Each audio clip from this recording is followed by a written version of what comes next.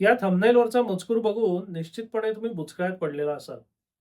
या दोन्ही गोष्टींचा आणि या दोन्ही शब्दांचं महत्त्व हे अनन्यसाधारण आहे. सुरुवात आपण योग्य कायदेशीर सल्ल्याने करू. आता कायदेशीर सल्ला म्हणजे नेमकं काय आणि योग्य कायदेशीर सल्ला म्हणजे नेमकं काय? तर एखादी जेव्हा समस्या घेऊन एखादा पक्षकार एखाद्या मनुष्याकडे जातो, मग तो वकील असेल, कायदेशीर सल्लागार असेल त्यांच्याकडे जातो, तेव्हा त्याला कायद्याच्या चौकटीत बसणाऱ्या गोष्टींच्या अनुषंगाने सल्ला देणं आणि त्याचं जे इच्छित ध्येय आहे, ते पूर्ण होऊ शकेल का? होऊ शकत असेल तर त्याला काय मार्ग आहेत? कोणते पर्याय आहेत? या अनुषंगाने त्याला सल्ला किंवा मार्गदर्शन करणं, याला आपण योग्य कायदेशीर सल्ला असं म्हणू शकतो. पण दुर्दैवाने गेल्या 7-8 वर्षामध्ये जे बहुतांश लोक माझ्याकडे आलेले आहेत किंवा ते YouTube बघून दुसऱ्यांचं ओपिनियन घेण्याकरता, सेकंड ओपिनियन घेण्याकरता माझ्याकडे जे आलेले आहेत, त्यातनं एक दुर्दैवी वास्तव माझ्या लक्षात आलंय, की बहुतांश ठिकाणी आणि बहुतांश वेळा योग्य कायदेशीर सल्ला उपलब्ध होत नाही. आता याच्यावर जेव्हा मी बराच विचार केला, तेव्हा योग्य कायदेशीर सल्ला न मिळण्याची मला 2 मुख्य कारणं नजरेस पडली. एक म्हणजे जे वकील आहेत किंवा कायदेशीर सल्लागार आहेत, त्यांनाच धड काही माहिती नाहीये. त्यांचाच कायद्याचा अभ्यास नाहीये. त्यामुळे त्यांच्याकडनं दिलेला सल्ला हा अयोग्य किंवा चुकीचा ठरतो. आणि दुसरं जे कारण आहे ते याच्यापेक्षा थोडंसं गंभीर आहे. म्हणजे काही वेळेला असं सुद्धा असतं, की त्या वकिलांना पुरेसं माहीत असतं. त्यांना समजत असतं, की या प्रकरणात काही होणार नाहीये किंवा या प्रकरणात काही दम नाहीये.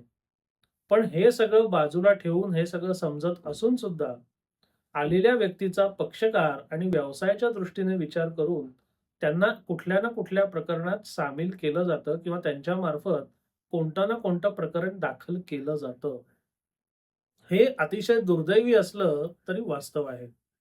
आणि या 2 प्रमुख कारणांमुळे योग्य कायदेशीर सल्ला आपल्याकडे मिळत नाही, हे अजूनच खेदजनक आहे. आता योग्य कायदेशीर सल्ला म्हणजे नेमकं काय? तर जेव्हा एखादा पक्षकार त्याची समस्या किंवा त्याची अडचण घेऊन येतो, तेव्हा ती अडचण मुळात कायदेशीर आहे का? त्याला जे इच्छित ध्येय किंवा इच्छित परिणाम अपेक्षित आहेत, ते पूर्ण होऊ शकतील का?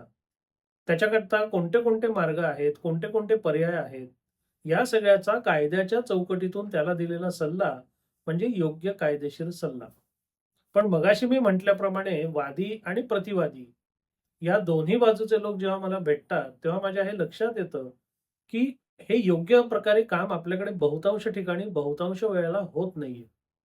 वादीच्या बाजूने विचार करायचा झाला, तर वादीचा दावा दाखल करताना मुदतीचा मुद्दा, मूल्यांकनाचा मुद्दा, अधिकार क्षेत्राचा मुद्दा हा विचारात घेतला जात नाही. त्याला नेमकं हवंय काय? त्याचं नेमकं इच्छित ध्येय काय आहे? त्या वादाचं स्वरूप काय आहे? त्यातनं अपेक्षित दिलासा नक्की कुठे मिळू शकेल? याचा कोणताही विचार न करता अंधाधुंद प्रकरणं दाखल केली जातात. म्हणजे एखादा वाद असेल दिवाणी स्वरूपाचा, तर त्याच्याकरता महसुली न्यायालयात दाद मागितली आहे. एखादा वाद असेल महसुली स्वरूपाचा, तर त्याच्याकरता दिवाणी दावे किंवा अपील दाखल केलेत. हे असं अनेकदा माझ्या नजरेस आलेलं आहे आणि हे अत्यंत दुर्दैवी आणि खेदजनक आहे. कारण याने होतं काय, की त्या पक्षकाराच्या हाती शेवटपर्यंत काही लागायची शक्यता जवळपास शून्य असते आणि एका वेड्या आशेपोटी ते वेळ, पैसा आणि मेहनत आपलं वाया घालवत असतात. त्यातनं त्यांच्या हाती काहीही लागत नाही. त्यांना जे इच्छित गोष्ट हवी असं वाटत असतं, ती कधीही होत नाही. हा झाला कायदेशीर सल्ल्याचा भाग. दुसरा जो भाग आहे, तो म्हणजे योग्य सल्ला. म्हणजे एखादी गोष्ट कायद्याच्या चौकटीत जरी शक्य असली, तरी ती करायची का? का नाही करायची? आज करायची का उद्या करायची का केव्हा करायची? ती गोष्ट पक्षकाराला परवडणारी आहे का? त्याच्याकरता लागणारा वेळ, पैसा, मेहनत आणि त्यातनं मिळणारे लाभ याचं जर गणित मांडलं, तर ते सगळं करण्यात काही अर्थ आहे का? ह्या सगळ्या दृष्टिकोनातनं जेव्हा तुम्ही सल्ला देता, तेव्हा त्याला मी योग्य सल्ला असं म्हणतो. म्हणजे माझं जी कामाची पद्धत आहे किंवा माझं जे नेहमी म्हणणं असतं, की नुसता कायदेशीर सल्ला हा अर्धवट सल्ला आहे. कायदेशीर सल्ल्याला वास्तवाची आणि पक्षकाराच्या विचारांची जोड देऊन जो सल्ला दिला जातो, तो परिपूर्ण आणि योग्य सल्ला असतो. त्याच्याकरता तुम्हाला पक्षकाराकडे केवळ तुमचा ग्राहक आणि तुम्हाला पैसे देणारी व्यक्ती वगळून एक माणूस म्हणून बघणं गरजेचं आहे. आणि दुर्दैवाने हे सुद्धा बहुतांश वेळेला बहुतांश ठिकाणी केलं जात नाही. हे मला वेळोवेळी माझ्या जे विविध पक्षकार माझ्याकडे येतात, त्यांच्याकडनं हे वेळोवेळी अनेकदा माझ्या लक्षात येतं, की त्याची जी समस्या होती ना, ती एवढी छोटी होती, की त्याच्याकरता एवढं सगळं काही करायची गरजच नव्हती. म्हणजे छोटीशी समस्या असते, छोटंसं काहीतरी नुकसान असतं आणि त्याच्याकरता लंबी-चौडी आपण कायदेशीर लढाई लढतो. काही उपयोग नसतो ना त्याचा. म्हणजे माझ्याकडे मध्यंतरी एक पक्षकार आले होते. त्यांचं आणि त्यांचं जे घराचं जे बांधकाम चालू होतं, त्याच्यामध्ये वाद झाला होता.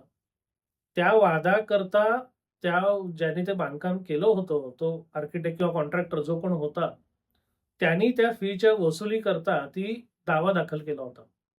फीचा वाद किती? ₹1,90,000. बरं ज्यांचं घर बांधलं त्यांना सुद्धा ते मान्य होतं, की बाबा आम्ही याचे ₹1,90,000 देणं लागतोय. पण आता त्यांनी दावा दाखल केला म्हणून हे ज्या पहिल्या वकिलाकडे गेले, त्यांनी सुद्धा यांचा जो इगो आहे किंवा अहम आहे त्याला फुंकर घातली आणि तो दावा गेली 7-8 वर्ष चालू आहे. दरम्यानच्या काळात म्हणजे जो दावा मुळात 1,90,000 चा होता, त्याच्याकरता त्यांनी जवळपास 1,30,000 एवढी फी आजपर्यंत देऊन झालेली आहे. मग मला सांगा, अशा गोष्टीमध्ये दावा जर आपल्या विरोधात दाखल झाला, आपल्या पक्षकाराविरोधात दाखल झाला आणि दाव्यातला मुख्य आरोप जर त्याला मान्य असेल, तर न्यायालयामध्ये जाऊन पैसे भरून तो विषय संपवणं हे योग्य ठरत नाही का?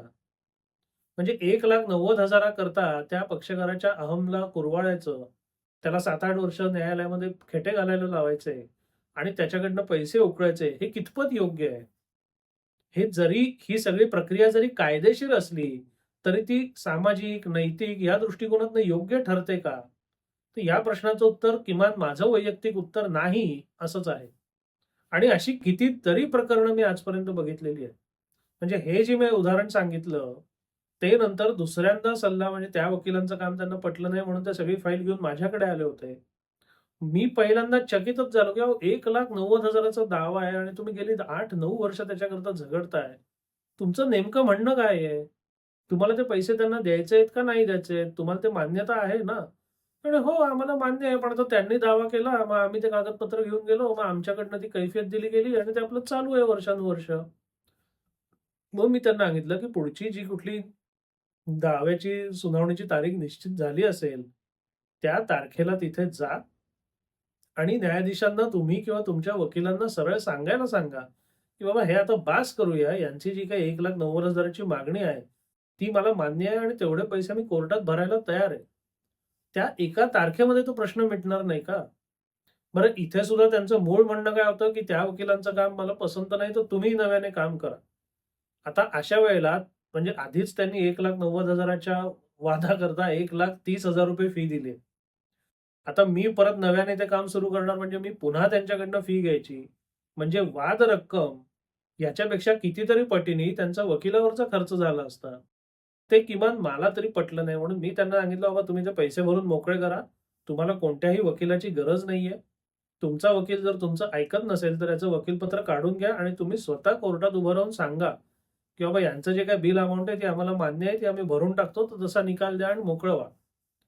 किंवा याच्या पुढचा पर्याय मी त्यांना सांगितला, की तुम्ही जर ₹1,90,000 द्यायला तयारच आहात ना, तर उद्यापासून दाव्याला जाऊच नका ना. त्याचा जो काही आदेश व्हायचा तो होऊ दे. 1,90,000 त्याच्यावर 7-8 वर्षाचं जे काही व्याज येईल ते येईल. त्याचा निकाल तुमच्यापर्यंत आला, की एकरकमी पैसे भरून टाका आणि मोकळे व्हा. त्याच्याकरता दररोज कोर्टात जाण्याचा वेळ, पैसा आणि मेहनत कशाला वाया घालवायची? म्हणजे सांगायचा थोडक्यात सारांश काय, की नुसता कायदेशीर सल्ला आहे, म्हणजे तो योग्य सल्ला असेलच किंवा परिपूर्ण सल्ला असेलच, असं नाही आणि असं किमान माझं तरी मत नाही.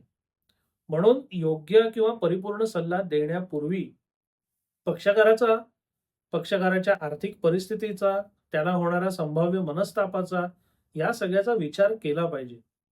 पक्षकाराकडे बकरा किंवा तुमचं एटीएम मशीन म्हणून न बघता जर माणूस म्हणून बघितलं, तर हे कोणालाही सुचू शकतं, असं किमान माझं वैयक्तिक मत आहे. म्हणून आजपर्यंत जे फक्त कायदेशीर सल्ला याच्याभोवती सगळं बोलणं होत होतं.